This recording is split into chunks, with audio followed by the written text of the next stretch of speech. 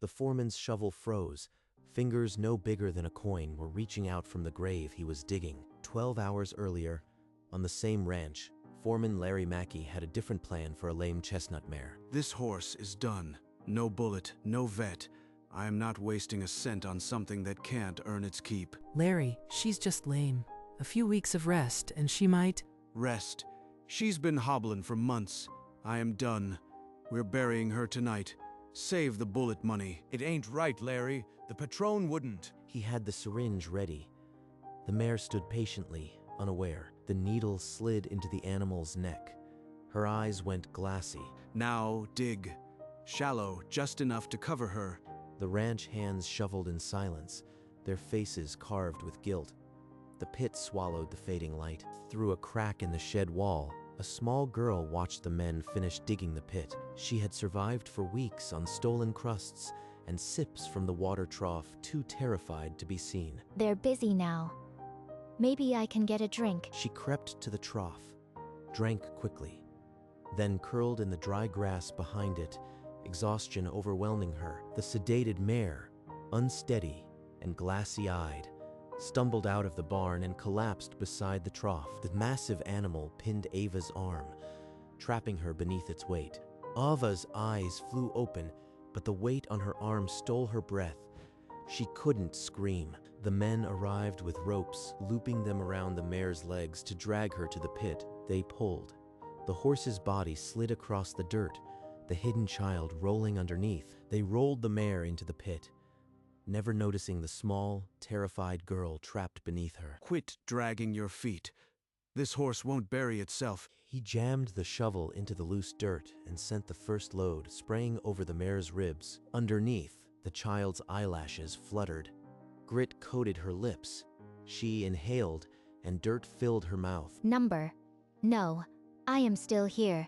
Someone, please. She fought, straining her free arm toward the surface, fingers scrabbling against the weight of soil and horse. Above, Larry shoveled again, his movements mechanical, uncaring.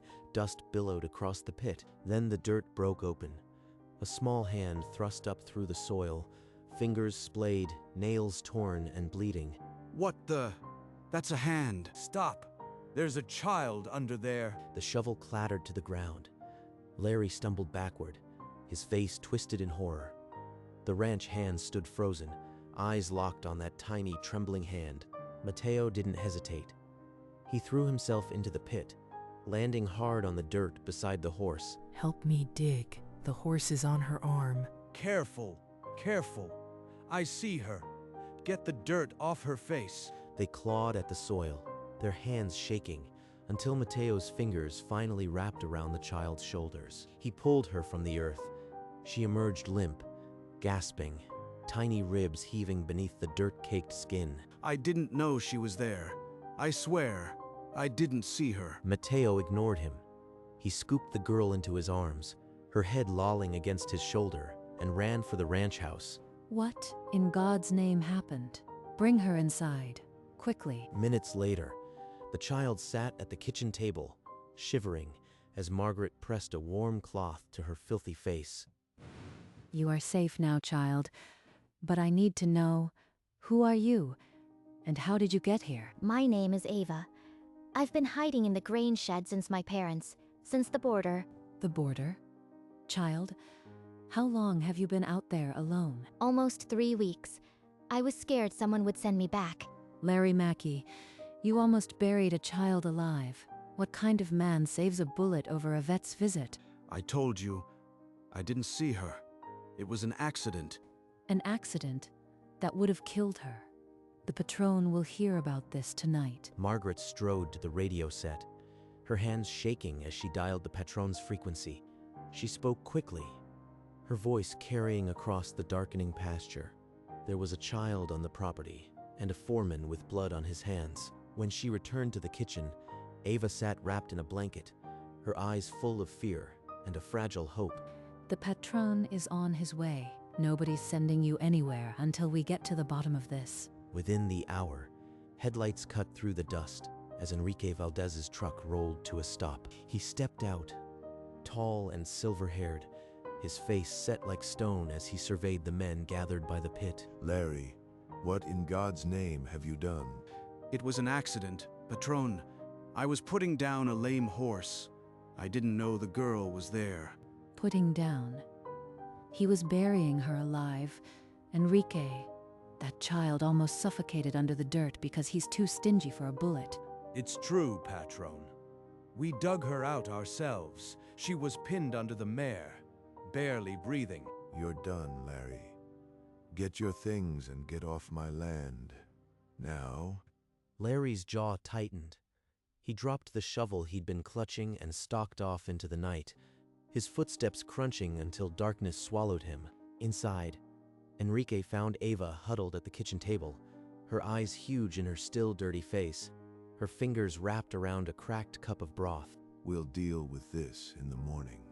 Right now, the child needs rest. The next morning, Enrique sat in his study, the heavy black phone pressed to his ear. She's undocumented, orphaned, and if I turn her over, she'll be sent back to a family that's gone. The lawyer's voice on the line was grim. There was no easy path, only a risky sponsorship process.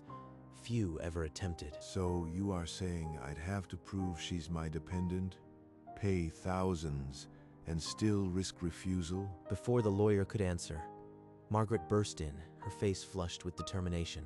Enrique, that child slept in a shed for 3 weeks because she was too scared to ask for help. We can't just send her away. I am not trying to send her away, Margaret, but the law is the law. I could lose everything if I am caught harboring her. Then change the law, or bend it, or do whatever rich ranchers do. But don't you dare pretend there's no choice. Enrique stared at the phone for a long moment. Then he lifted the receiver back to his ear. I'll do it. Tell me what documents I need. I am sponsoring her. 2 days later, when the bruises had faded from purple to yellow, Margaret led Ava to the barn. This is Tierna. The men almost buried her, but she's tougher than anyone gave her credit for. The horse. They were going to bury her too? The mare blew softly into Ava's palm, and something inside the child unlocked. A small, fragile smile crept across her face. Here, take the brush. Gentle strokes like this. She likes company. She's warm. I never touched a horse before. In the ranch study, Enrique signed the first stack of sponsorship forms, his pen pressing harder than necessary. I've filed the initial petition. It's a long road, but for now you belong here. For always? Can I stay for always? That's the plan, child. We'll fight for you. Now come help me with the evening feed. One morning, an unmarked sedan crunched up the gravel drive, raising dust that clung to the still air. Enrique met the agent at the door, a thin man with a clipboard and cold suspicion etched into every line of his face. There is no undocumented child on this ranch. You've been listening to gossip, not facts. Margaret brought coffee, her hands steady, but her eyes kept drifting toward the kitchen window and the shed beyond. Inside the grain shed, Ava pressed her face to a crack, her shallow breaths fogging the wood. The agent's voice carried through the cracks. A new tip had come in, and he would return with a warrant. Then bring your warrant. My lawyer will be waiting. Good day, sir. The sedan crunched away, leaving a silence that pressed down like an extra layer of heat. He'll come back with papers and take me back to the border. Not if we hurry. The petition is filed. We just need to hold on a little longer. That night, Enrique called in every political and business favor he'd amassed in 3 decades of ranching. I need the sponsorship petition expedited. I don't care whose desk it touches or what it costs. The lawyer warned it would draw dangerous scrutiny, but Enrique had stopped caring about safe. The next morning, he found Ava in the barn, brushing Tierna with slow, meticulous strokes. From now on, you are not hiding. You are family, and I'll fight for you until there's no fight left. I can stay? You really mean it? I mean every word. The hearing is in 2 weeks. We'll face it together. Ava threw her arms around him, the first hug she'd given anyone since she crossed the border. A week later, an envelope arrived. The hearing for the permanent sponsorship of Ava Valdez is scheduled for the 15th of September, 1962. One step closer, Ava. Now we hold our heads high and get ready for that courtroom. The courtroom smelled of old wood and floor wax as Enrique, Margaret, and Ava walked to the front bench. The judge studied the sponsorship affidavit, pausing on the section detailing Ava's rescue from the pit. The room held its breath as he set the papers down and removed his glasses. In light of the extraordinary circumstances and the petitioner's demonstrated care, this court grants permanent legal residency to Ava Valdez. I can stay. I can really stay. You are home now. No more hiding. No more running. Enrique lifted Ava onto his shoulder, and the small group walked out into the sun-drenched street. Back at the ranch, Mateo and Carlos had strung a banner across the barn. "Welcome home, Ava." I have a home now. A real home. Under the wide Texas sky, the child who had been buried alive became the girl who belonged. Margaret enrolled Ava in the small county school, and each morning she rode an old gelding to the bus stop, her lunch pail clanking. You are a natural, Ava. By Christmas, you'll be reading to us. After school, she ran straight to the barn, where Tierna nickered the moment she heard her footsteps. Every afternoon, the whole world fits into this paddock. Want to learn how to clean a hoof? It's the first step to keeping a horse sound. Enrique led her to the grain shed one Saturday. It had a fresh coat of whitewash, a small window, and a cot, but no plaque. This was your shelter when you had nothing. Now it's your memory place to remind you how far you've come. I won't ever forget. That winter, Enrique opened a trust for her education, depositing a sum every month so that when the time came, she could choose any path. In the quiet of the shed, Ava began to write the story of her own life, starting with a single word, sobrevivir. Survive. The years turned like pages in a book. At 18, Ava walked across the stage, high school diploma in hand, valedictorian of her small county class. I am going to be a horse doctor. I want to fix what others give up on. That fall, she left for the state university on a full scholarship, the pickup truck heavy with supplies and Margaret's tears. You call every Sunday, you hear? And send pictures of that fancy school. In the anatomy lab, she studied every bone and ligament with the same patience she'd once used grooming Tierna. When summer came, she returned to find Tierna grayer around the muzzle, but still waiting at the gate each morning. I am learning how to make creatures like you live longer. Old girl, just hold on for me. The grain shed now bore a small brass plaque engraved with a single handprint, and the words, Ava's Promise. This place tells your story better than any book. When you are a vet, I'll add your degree to the wall. She held that promise through every exam, driven by the memory of dirt under her nails and a hand reaching out of darkness. At 26, she stood in the grand auditorium, the words, Doctor of Veterinary Medicine, echoing off the marble walls. Everything I learned about healing came from a horse that refused to die and a family that refused to give up. The crowd rose to its feet. In the back row, Margaret clutched Enrique's arm, both weeping without shame. By sundown, Dr. Ava's pickup was rattling down the familiar ranch road, dust rising like a welcome. There you are, old girl. Let me have a look at you. Tierna's legs were stiff, her barrel thinner, but her heart beat strong under Ava's stethoscope. She's old, but she isn't done. With the right care, she has more time. You came back to us, just like you promised, and now you can care for them all. At the shed memorial, a new brass plate gleamed below the handprint, Dr. Ava Valdez, DVM. The buried child had become their healer, and the shed stood as proof that even the smallest hand can change a world. The call came at dawn. Margaret's voice cracked. It's Tierna. She won't get up. I am coming. Don't let her be alone. She drove faster than she ever had, the road a blur of fence posts and memory. In the far pasture, Tierna lay where she had first collapsed to pin a small girl's arm, 20 years before. I am here, old friend. I won't let go. She ran her hands over Tierna's body, finding no injury, only the deep fatigue of a life fully lived. As twilight deepened, she stretched out beside the mare, her cheek against the warm chestnut coat. The breathing slowed.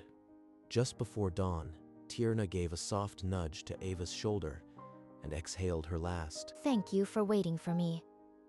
You waited for me then, and I waited for you now. The sun rose on the ranch, and Ava stayed until the light touched every blade of grass. Margaret, Mateo, Carlos, and the old ranch hands gathered in a quiet circle beside the shed as Ava stepped forward. Tierna wasn't just a horse. She was my first friend on this earth, and the reason I became what I am. She lifted Tierna's worn leather halter and placed it on a hook beside the brass handprint plaque. She waited for a child who had nobody. Now she waits for us to remember. Mateo, gray-haired now, stepped forward and removed his hat, his voice cracking as he spoke. She was a good horse, the best. I am sorry, I am sorry. Ova motioned to Carlos, who carried a new wooden plaque engraved with the words, Ova's Haven. Founded 1962, Carlos hung it beside the handprint, and the shed became a sanctuary, not just a memory. The small crowd lingered until twilight, sharing quiet stories of the mare who defied a shovel. By sunset, the shed stood not as a grave marker, but as a beacon of second chances. Before the year's end, Ava filed papers making the foundation official, a refuge for children without papers and horses without hope. Every child deserves a hand reaching down, not dirt shoveled over them.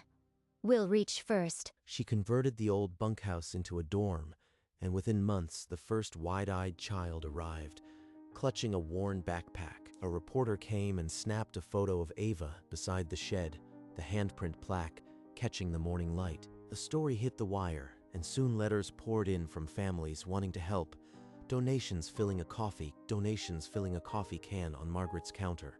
On his 82nd birthday, Enrique called her to the porch, his voice thin but proud as he held out the deed. This land saved you.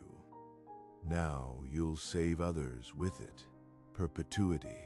Margaret watched from the kitchen window, tears tracing the lines of her face as Ava embraced the old rancher. I remember you, little one, covered in dirt.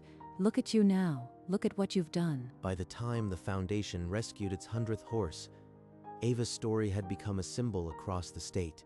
On the 25th anniversary of that twilight burial, families gathered on the ranch lawn, sunlight warming the shed's new coat of paint. 25 years ago, right where you are standing, a foreman tried to bury a horse and a little girl, but he couldn't bury hope. The children leaned forward, eyes wide, as Ava curled her fingers into the dirt beside the shed. I was 7, and my hand reached out from this very ground. Mateo grabbed that hand, and he pulled me back to life. A small boy raised his hand, his voice quivering. Were you scared? Ava's throat tightened. More than anything. But then I learned I wasn't alone, and I never have been since. She pressed her hand against the memorial plaque, the brass handprint matching her own. This handprint is a promise.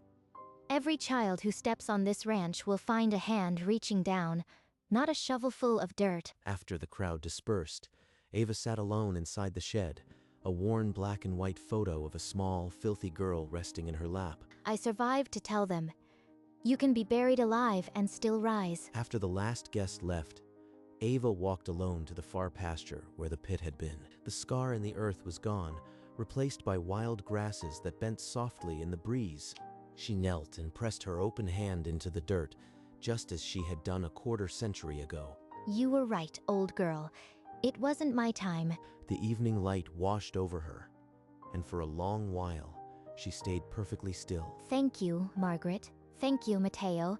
Thank you, Enrique. She rose, brushing the soil from her palms, and turned toward the ranch house. The yard glowed with lamplight, the shed a small silhouette against the twilight. I was buried here, but I rose. This dirt doesn't own me.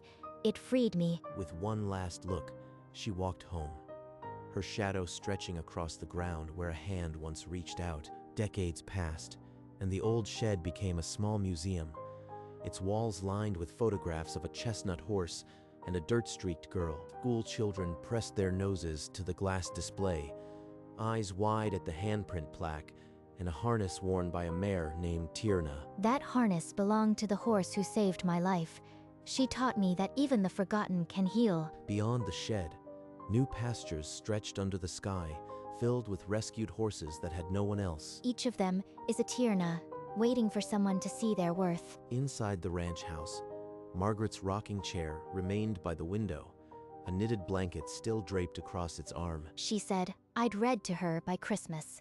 Now I read to the children who come here. Yet Ava was never alone. The ranch hummed with life, volunteers, and the laughter of kids learning to brush a horse. Each morning, the sun rose behind the memorial shed, casting long shadows over the handprint that started it all. And in that quiet light, the promise lived on. Every hand that reached out would be grasped. In the end, the story was never about a foreman who buried a horse. It was about a hand that refused to stay buried. That hand belonged to a girl who had lost everything, yet reached out because she believed someone would see, and someone did. A ranch hand with a gentle heart, a widow with a fierce love, a patron who chose mercy over law. The handprint in the shed became a symbol, not of a child who was buried, but of a child who was saved. Every horse that grazed in those pastures, every child who called it home, was a testament to that one small act. It didn't take money or power. It took a hand reaching out from the dirt and a hand reaching down to pull it free. Decades later, Dr. Ava Valdez still walked the ranch each evening, her shadow falling over the very place she had been found. She would always be that girl, but now she was also the proof that the forgotten can become unforgettable. The handprint remains, a tiny mark in concrete that holds the weight of a promise. No one is too small to rise. And on a remote ranch in 1962, a small hand reached out of the dirt and changed everything. Long after the voices faded, the handprint stayed. It needed no words, yet it spoke a clear and eternal promise. A mark so small that a hard rain could wash it away, but it never did, because every morning, someone would kneel and trace its edge with a fingertip. And remember that a hand reaching out of darkness can pull an entire world into light. Dr. Ava Valdez still walks this land at dusk, her shadow stretching across the same soil that once covered her. She is proof that even the buried can rise, and the smallest among us can shake the earth. Sometimes the smallest hand leaves the deepest mark, and under this wide Texas sky, the mark remains, holding its promise in the dirt and stone, unwavering, unforgotten, reaching out, still, from 1962 to forever.